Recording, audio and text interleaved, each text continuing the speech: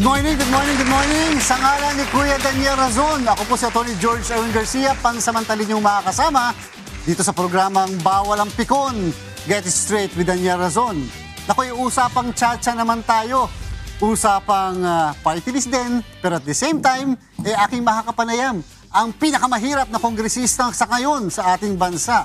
At aking pong welcome sa ating programa, si Congressman Fernando Capando Hicap. Sir, good morning muli. Good morning po. Opo. Yes, sir. Mukhang ano daw mukhang mayaman na daw kayo ngayon eh. Mayaman kasi nagsimula kayo 37,000 noong 2013. Mukhang ngayon na Congressman 95,000 ka na ngayon. Medyo umi-improve na. Meron naman pag-unlad, ano? Yes. Yun naman ay dahil dun sa ating, siyempre yung pagtitipid, paano talaga yung maximization ng kakarampot na sahod sa pamilya at pangailangan ng iba pang mga kasama natin. Hindi ba mahirap, sir, na kasi gusto lang din namin maramdaman, lalong-lalo na yung mga kababayan natin mahirap. Siyempre, pag nakasama ka sa isang ganyang klaseng karangal na napakadangal na institusyon, pagkatapos yung mga kasama mo, talagang alam mo naman na sila yung mga nakararangyang, madami dyan sa buhay, hindi ba para nakakapanliit? Ano bang pakiramdam ng ganun, sir? Actually, para sa akin, hindi yun ang issue ko dyan eh.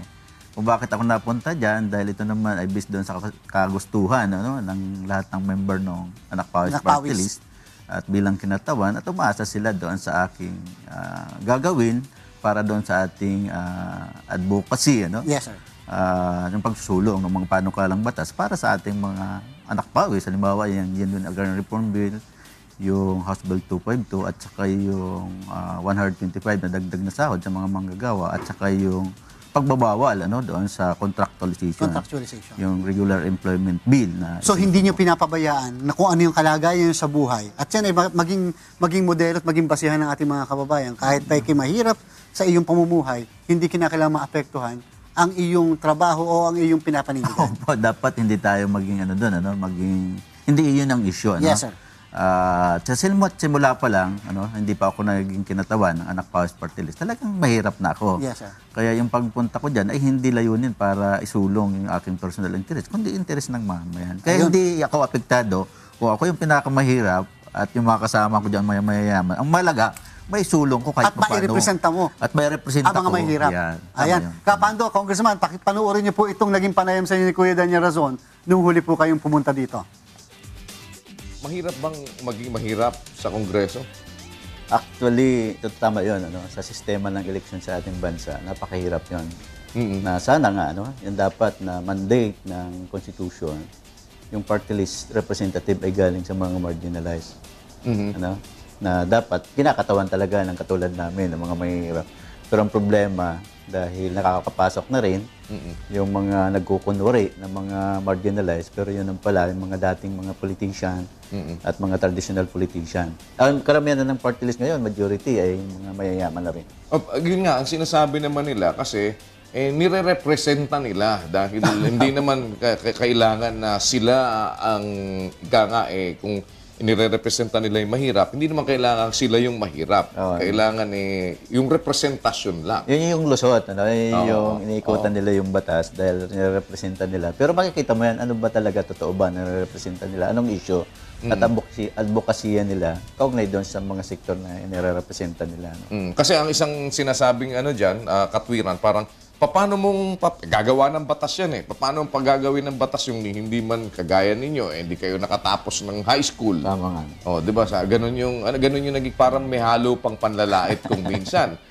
Paano nyo po tinitignan yun, Capando? Bali sa akin, simula pa, nung ako nung mapagkaisahan sa konbensyon ng Anak Pawis Party List, na ako yung maging first nominee, inanda ko na yung sarili ko sa ganitong sitwasyon.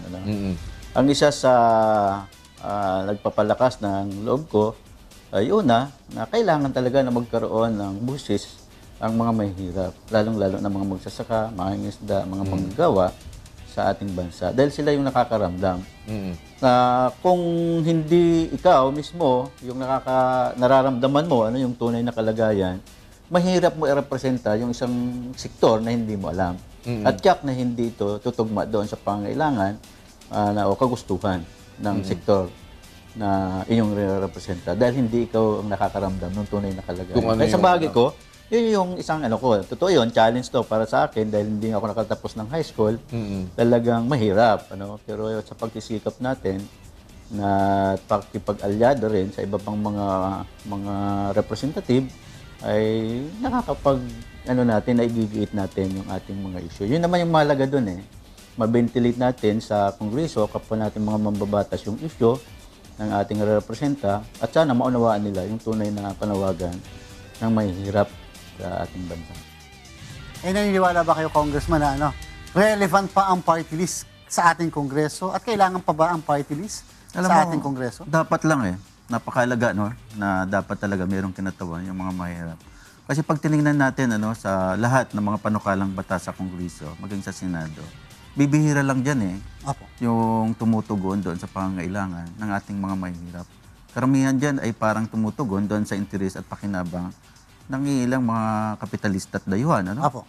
na mga panukalang batas. Lalo-lalo na ito sa plano na pagbabago at pagsusulong ng pagbabago ng konstitusyon ng ating bansa. Yung ilalagay talaga na malayang pumasok ng mga foreign investor at kapital nila dito sa ating bansa. Talagang tudong-tudong bubukas ang ekonomiya na siya namang lilika na mahigit na pagdambong sa likas na yaman natin at pagkakait lalo sa mga magsasaka, mga katutubo, mga mangingisda, yung magkaroon ng sariling lupang tinasaka. So, sa hindi ngayon, kayo napakarami na nga na walang sariling lupa at kahit tirika ng bahay ng mga Pilipinas. hindi kayo naniniwala, Kapando, Congressman, na dahil sa pagbabago at pagsususog na ito ng pagbabago sa saligang batas, ito'y magbubukas ng ekonomiya, dadami ang trabaho, at the same time, uunlad ang bansa. Pandilin lang yun, attorney, yung sinasabi nila na i-resulta, kailangan daw baguhin yung constitution para daw sa inclusive growth. Ng ating mga. Hindi po totoo yun.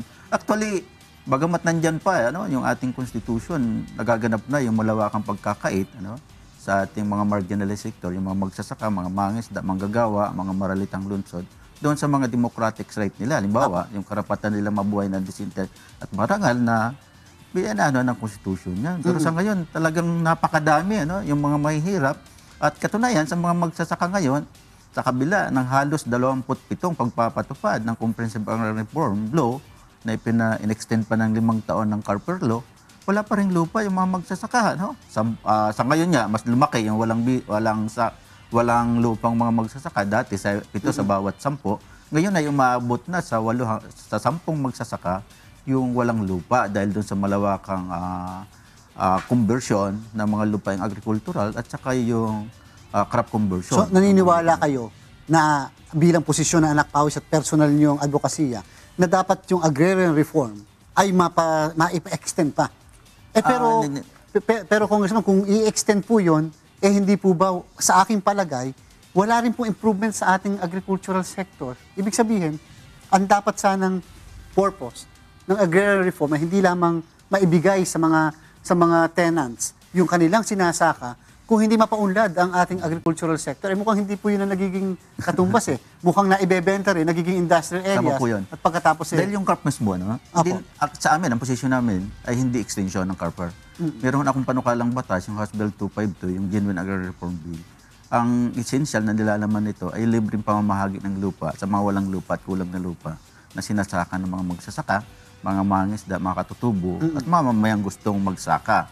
At lahat ng lupang agrikultural ay dapat saklawin at libreng pamamahagi sa mga magsasaka. Ito yung essential na nilalaman ng House Bill 252. Bakit saklaw? Kasi dito sa CARP, kung tama yun, sinabi mo na sa kabila na napakahaba na ng panahon ng implementation nito at pinakamagastos. At hindi lang magastos sa torne, At ito ang pinakamadugo na reforma sa lupa.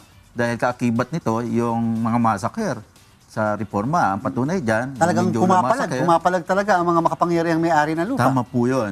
Patunay dyan yung Hacienda Luisita mismo, yung 2004 massacre na kung saan ay nagwilga yung mga manggagawang bukid dahil doon sa napakababa na nung sahod na ibinibigay sa kanila at yung pagtanggal pa ng kanilang arawan na paggawa. Halos ang kanilang take-home fee, 9 pesos na lang sa isang araw ng kanilang paggawa. Kaya gano'n, pero ang sagot ng gobyerno, sagot ng administrasyon, ng pamilya Juanco Aquino, ni Presidente Aquino, ay yung massacre na pumatay ng 7.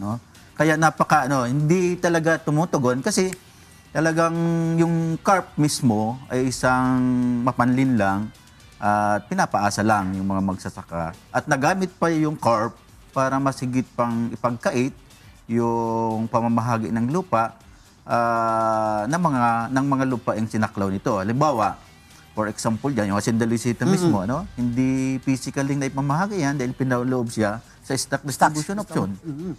Hanggang ngayon, meron ng desisyon yung Korte Suprema. Yun daw ang gusto po ng mga magsasaka dun na sa halip na bigyan sila, ibigyan na lang sila ng stocks para kahit paano, pwede sila makinabang dun sa shares, sa dividendo. Yan po yung mga, papanlin lang na mga nilalako. Noong 1999, nagkaroon daw ng, plebiscito. Sa Hacienda Luisita, yung mga magsasaka actually ayaw na, na pumaloob sa stock distribution option. Ang gusto nila ay ipamahagi physically. Kaya lang, nung panahon yun, ayon mismo sa kwento ng mga manggagawa dyan, na may kasabay na pananakot. Ang gusto mo ba, bala or kaldero? Siyempre, walang choice ang isang kumakalaman tiyan kung hindi bumigay. Kaya napilitan sila. Kaya doon pa lang yung proseso, doon sa pagpapatanggap na sinasabi mo kanina na sila ay gusto, hindi totoo na gusto ng mga manggagawang bukid ng Hacienda Luisita na ipaloob sila sa stock distribution option. Kundi merong kasabay na pananakot at panlilin lang sa kanila. Pero yung sabi nyo nga, yung inyong proposal sa mababang kapulungan talaga, yung inyong House Bill, ipamahagi ang mga lupaing yan ng libre sa ating mga magsasaka. Pero unti-unti nang lumiliit ang sektor ng mga magsasaka.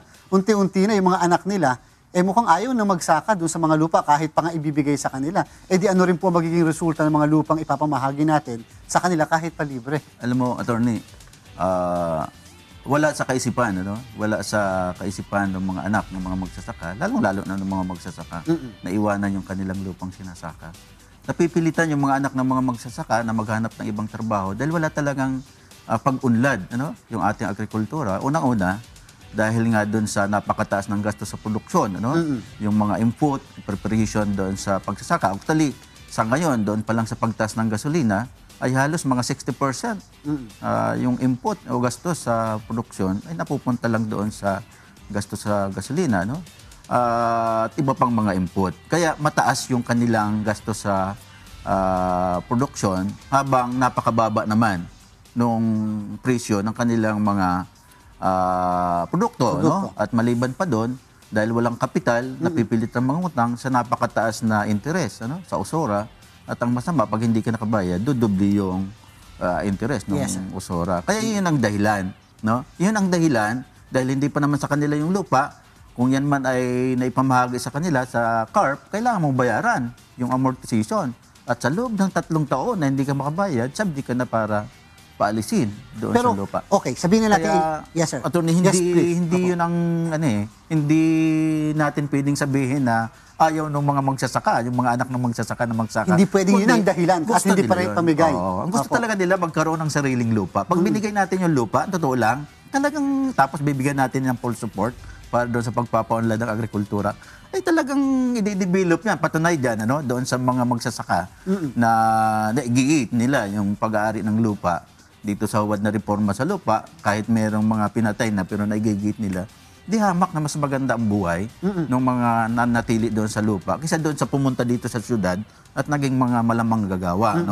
Yung pagdami ng mga malamang gagawa o mga maralitang lungsod sa ating bansa, magpapatunay doon, attorney, na talagang walang tunay na reforma sa lupa. So talagang ang sa inyo pa rin, rural development rather than migration sa urban sa center. Bakit yung migration sa urban, yun ang solusyon. Kung gusto natin solusyon talaga, kung gusto ng government na solusyonan yung massive migration ng mga mamamayan mula sa Kanoyman papunta dito sa lungsod, tunay na reforma sa lupa yung genuine agrarian reform, libreng pamamagi at bigyan natin ng support at itigil yung importation, Yes, sir. Yung mga policy ng liberalization ng importation ng mga agricultural product, dapat itigil. Pero quick kasi question. isa pa yun sa pumapatay. Quick question ako, sir, in relation dyan, at mamaya tatalakayin ng dating mas mahaba, yung liberalisasyon, yung too much reliance sa importation. Pero naniniwala kayo, okay, nawahagi tayo ng lupa, libre sa ating mga magsasaka, dun sa mga tenants. Tapos, ang pamahalaan ay may mga other services. Yes. Naniniwala ba kayo na kinakailangan na merong maliban doon sa other services na yon ay kinakailangan merong pang ibang suporta na ayuda na ibibigay sa mga magsasaka. Paano po kung meron tayong ASEAN integration ngayon na kung saan yung sinusuporta ng pamahalaan mas malaki yung sinusuporta ng ibang mga bansa sa kanilang mga magsasaka na pareha sa mga produkto. Yun yung problema dyan eh.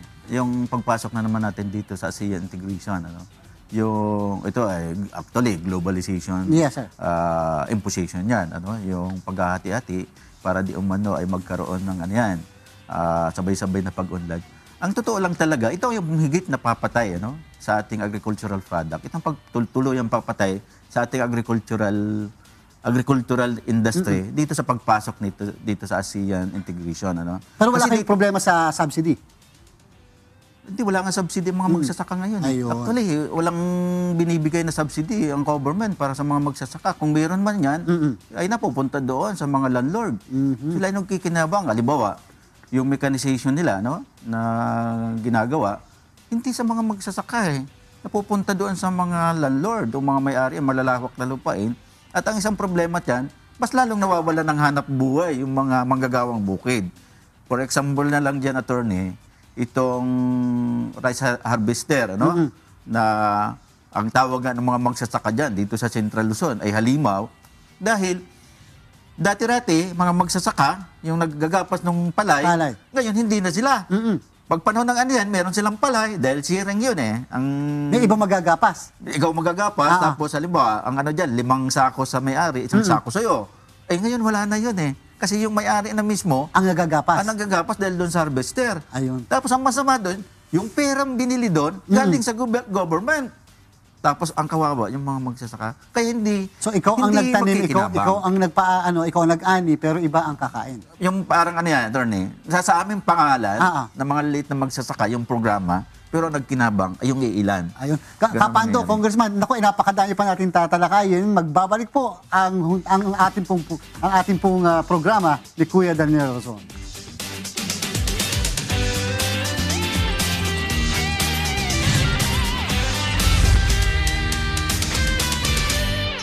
Nagbabalik po ang programang Bawal ang Pikon. Get it straight with Daniel Razon. Of course, kasama ko pa rin po. Naku, ang kagalang-galang na party list congressman ng anak pawi, si Congressman Capando Hicap. Sir, yun nga pinag-uusapan natin yung tungkol sa agrarian reform, etc. But of course, maliban sa agrarian reform, ay yung issue rin patungkol sa mga manggagawa natin. Hindi lamang dito sa urban sector, kung hindi kahit sa rural. Yung, sabi nyo ang inyong panukala, 125 pesos. Dagdag sahod. Across the board. Across the board. Yan, Capando, ay inyong tatalakayin na mas malawak. Panoorin niyo po muna itong naging panayam sa inyo muli ni kahit Kuya Daniel sa inyong huling pagpunta dito. Harapin natin yung katotohanan na ang nangyayari, kung minsan nagiging display na lang kayo, naging palamuti na parang may masabing merong nagsasalita, nadidinig kayo. But ang katotohanan talaga, kagaya halimbawa, sabi nila, meron talagang separation of powers na hindi na pa dapat may independence ang Kongreso sa nakahiwalay sa ehekutibo at sa hudikatura, di ba? Pero totoo ba yon sa realidad? Hindi ba totoong pwedeng madiktahan talaga ng executive yung legislative dahil marami siyang kaalyado doon. Nakita na natin nung nakaraang mga panahon. Hindi masusulong ang isang batas kung walang go signal ng Malacanang. Diba? Okay, tama na mayroong pangbalanse dahil ang presidente magsasign, pwede siyang magbito. But at least yung independence na yan ay makarating doon sa dapat niyang marating for signature man lang. Bahala na presidente magbito niyan later on. Pero that's not the reality. Gaano katagal na ho kayo sa Kongreso? Hindi ba ninyo na-obserbahan yon? Actually, ako, ngayon lang ako term. Kasi ang dating unang kinatawan ay si Crispin Beltran ng KMU, At nung mamatay siya, pumalit si Rafael Mariano, yung dalawa, naging kinatawan ng Tribes. Tapos ako ngayon.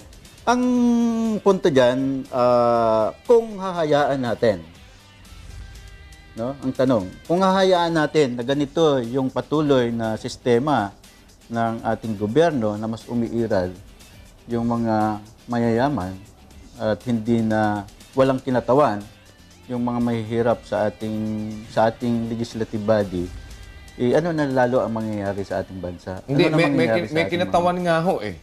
'Di ba? May kinatawan na nga yung mga Hindi, mahihirap. yung sinasabi mo kanina, kung Oo. palamuti eh. Exactly. May kinatawan na nga tayo. Pero ang tanong, umiiral ba? 'Di ba? Dahil parang yung pagiging kinatawan natin, kasi parang hindi ba ngayon usapin na dapat na, 'di ba dapat siguro magbago na tayo ng sistema? Kasi kung ganito yung sistema, paano tama, may boses ka pero nadidinig ba?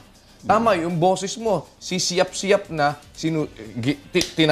tinatakpan pa. Di pa, ewan ko, hindi Sinisigaw. nakukuha, di ba sinisikil pa? Sumisigaw na nga, hindi pa marinig. Kapandong, mukhang yung boses ng mga mahihirap, lalong-lalo na sa pamamagitan ng anak pawis, hindi napapakinggan, lalo na patungkol sa issue ng 125 pesos across the board. Bakit parang hanggang ngayon wala yatang nagpupursige doon at walang sumusuporta doon sa 125 pesos nyo? Actually, tama yun, ano? Magtatapos na itong second regular season itong 16th Congress ay hindi Apo. pa rin nagtatalakay ito kahit doon sa committee level. Ano? Dito mo makikita, attorney, talaga kung ano yung prioridad ng administration, ng majority dyan. Siya yung mabilis na nag-hearing sa mga committee at yun ang mabilis na na-approve. Ang patunay dyan, itong gatsa 2 hearing lang sa committee yan, automatic. Approve ka agad. So kung gusto talaga, gusto talaga. Kung gusto ng administration. Kaya ganun naman masusukat dyan talaga. Kung ikaw ay nasa minority, lalong-lalo na kung ikaw nasa marginalized sector, ang kalaban mo dyan, mayorya talaga ng Kongreso ay mga kinatawan. Bakit kinakailangan bakit kinakailangan na across the board? Samantalang bawat rehiyon ay magkakaiba ang pangangailangan and at the same time, magkakaiba rin yung cost of production and therefore napaka-unfair naman kung pare-pares na 125 itataas natin sa mga manggagawa. Alam mo, attorney, yung mga ganyang computation ng ating gobyerno ay hindi realidad. Yung pagbubuo ng Regional Wage Board para daw di umano ay umangkop doon sa tunay na kalagayan ng ating mga manggagawa sa iba't ibang probinsya at region, ay yun ay pagwasak doon sa tagumpay ng unyon na pakikibaka at unyon at organisadong pakikibaka ng mga manggagawang Pilipino na dapat magkaroon ng pambansang minimum na sahod. Dahil sa Regional Wage Board, winasak nito yung pambansang minimum wage. Wala nang minimum wage na umiiral sa ating bansa dahil nakabatay na yan doon sa Regional Wage Board kung magkano yung itatakda. Pero kung pag-aaralan mo, sabi nila, halimbawa, kung nasa mga first class municipalities ka, medyo mataas yung sahod. Pag nasa fifth municipalities ka o province, mababa yung sahod. So nakabase sa pagiging first class, second class, fifth class, hindi nakabase sa kakayanan. Doon nakabatay yung tama yun. Doon nakabatay yung minimum wage. Batay doon sa regional But which is unfair. Pero tama yun, unfair talaga dahil ang totoo lang, sa mga fifth municipalities o mga province, nandun yung mataas na mga bilihin. For example ko sa'yo, sa amin, sa Sorsogon, doon sa aming munisipyo, sa Castilla. Pag doon kami sa bayan bumili ng gasolina, mas mahal. Mas mura. Mas mura dahil nandun sa gasolina. pero dahil ibabiyahe papunta doon sa barangay. Doon ka bumili sa amin, kung doon sa munisipyo, ay doon sa sentro, bibili ka ng gasolina, halimbawa, 40 pesos. Pagdating sa amin, mga 60 na yon. Mga 10 peso hanggang 20 pesos yung tinataas. And yet, yung sweldo doon sa inyo mas yun. Mas mababa, di hamak sa doon. Kahit sa bigas.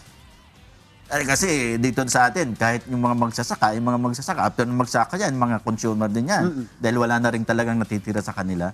Kahit sa bigas mismo, attorney, iba, mas mahal ang presyo ng bigas ng mga nasa remote barangays. Pero kaya unfair, hindi talaga tama. Hindi tama yung basehan ng computation. Pero sir, yung sabi nyo, hindi tama yung basehan ng computation. Pero okay, yung present na minimum wage natin ngayon, sabihin na natin dito po sa Metro Manila, ipa-plus nyo po yung 125. Kung sakali pong masuma total mo yon, kumpara sa standard of living na kailangan ng isang Pilipino, malayo pa rin. Malayo pa, attorney. Kasi bisa standard of living ng Ibon, pag-aaral ng Ibon Foundation, isang economic think tank na independent. Magkano ang kailangan ng isang pamilya Pilipino? Dito sa NCR, sabi nila, ang kailangan ng isang pamilya na mayroong 5 hanggang 6 na membro, ay kailangan mo ng 1,088 pesos per day. Yes, sir. Kaya kung meron ka ngayon, 460... So kahit mag 700 na minimum wage, kulang na kulang pa rin. Malayo pa rin doon sa cost of living ng isang pamilya.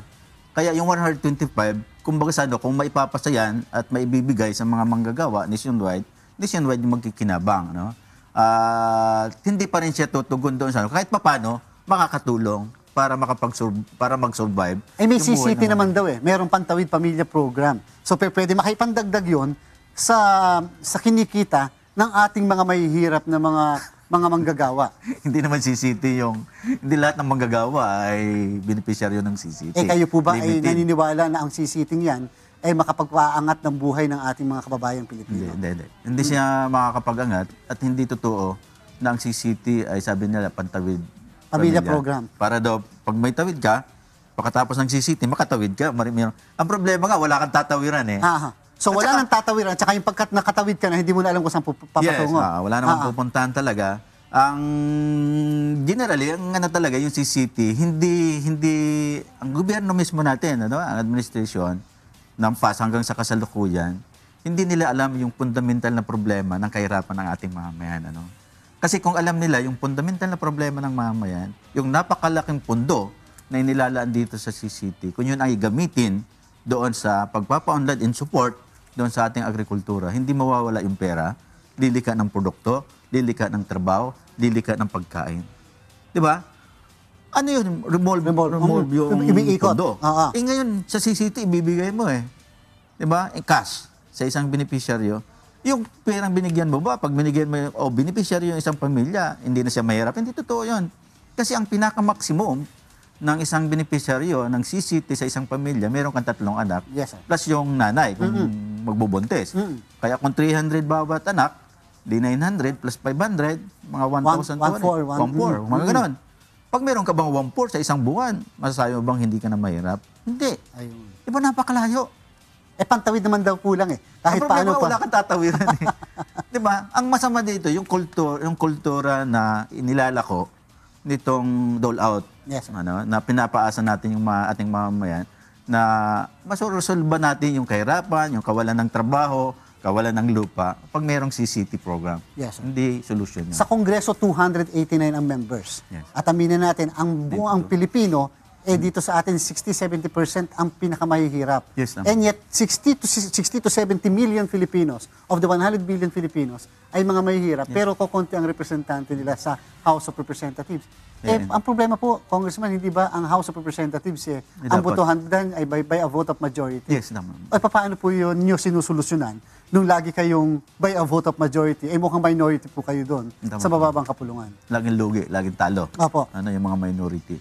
Ang naman natin dito, yung prinsipyo natin dito sa paglahok, kahit paano, hindi tayo nag-expect na yung ating mga panukalang batas may ipapasa yan, lalong-lalo na, halimbawa, yung tunay na reforma sa lupa, kasi majority nga sa kanila. Ang natin dito, sa pagpasok natin dyan, maipapile natin yung mga panukalang batas para sa mga mahihirap, malalantad natin yung pagiging antay na mga kontra na mga panukalang batas, kontra mga magsasaka, kontra mga mahihirap.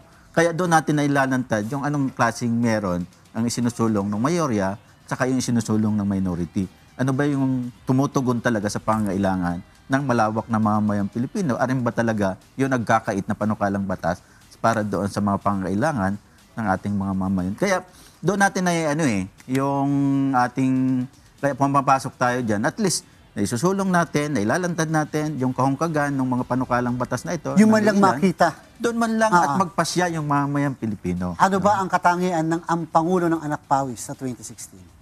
Bali, ang katangian lagi ng Anak Pawis Party List, lagit-lagi, asahan nyo na ito ay tataguyod sa interes ng ating mga magsasaka, mga manggagawa, mga maralitang lungsod, mga katutubo, at iba pang aping sektor. Pero sa pagpili ng Pangulo, ano ang katangian na nasa palagay nyo, kayo bilang representante ng Anak Pawis at ang Anak Pawis per se, ano masasabi nyo dapat katangian ng Pangulo na pipiliin ng sambayan ng Pilipino?